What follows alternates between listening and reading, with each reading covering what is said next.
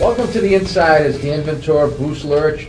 Well, I guess we're going to start with Division 3. Everyone assumed it was going to be Tewksbury-Walpole, but no.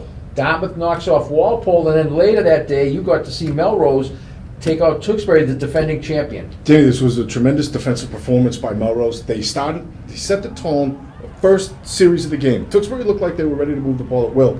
They get down to the 1 yard line, first and goal from the 1. Melrose comes up with 4 straight stops, set the tone for the entire game from there. We'll go a little earlier in the day, a team that we've liked all along. The idiot that I am, I didn't stay on the Holliston bandwagon and paid the price for it on the field and in the stands by some of the lovely parents. Holliston took out Linfield in a battle of undefeateds. Danny, I'm glad that you finally got a chance to see, I've been telling you all year long how good this team is. You got to see Nick Athey in person, but what you also got to see that not a lot of people talk about was defense. I'd like to hear your impressions on this. They were just way too quick. They were much smaller than Linfield, and you would think when you saw them line up that Linfield was going to be able to push them around, but that wasn't the case. Holliston just beat them to the ball constantly all game long. And it's very, very impressive showing by the Panthers. Yep, and they're going to get to face Wacona, a surprise winner from out west.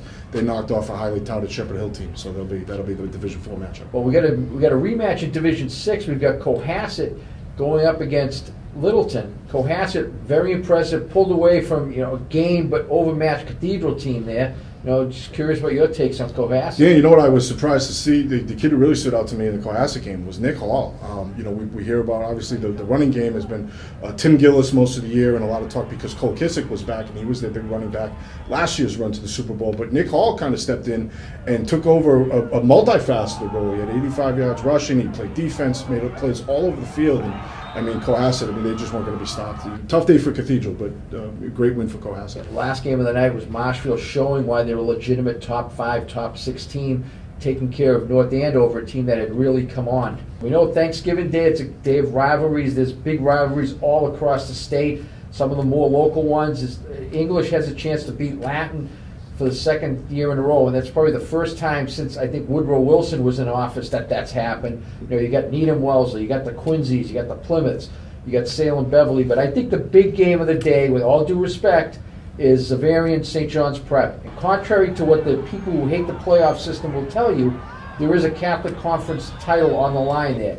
And don't let anyone sell you short the importance of that to those two schools, Bruce. Danny, I don't know what you've been hearing, but I've heard some rumblings about some leagues that are actually looking at maybe setting this up for next year where they're going to actually leave a game for the end. So there is meaning on Thanksgiving like this one. Hopefully that's the case because you'd love to see these games. When it comes to Xaverian and Prep, Danny, we've known all year that these guys were going to play no matter what their status was going into the Super Bowls.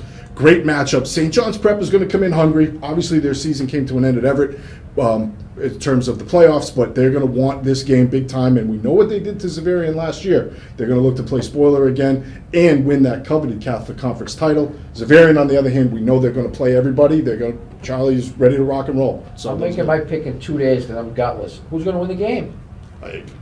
Well, no, who's going to win the game? You got to go with Xaverian, just on the fact that right now they're the better defense. But I think it's going to be close. I think it's going to be a great one. Yeah, I'm with you. I was there last year. These people who say there's no meaning to the Thanksgiving Day games didn't see that game. That game was a war. Xaverian really got pounded in that game by a St. John's Prep team who certainly didn't play by like a 500 team. Well, there you have it. Happy Thanksgiving to everyone out there. Dan Ventura, Bruce Lurch. You voted for Woodrow Wilson, by the way. Yes, I did.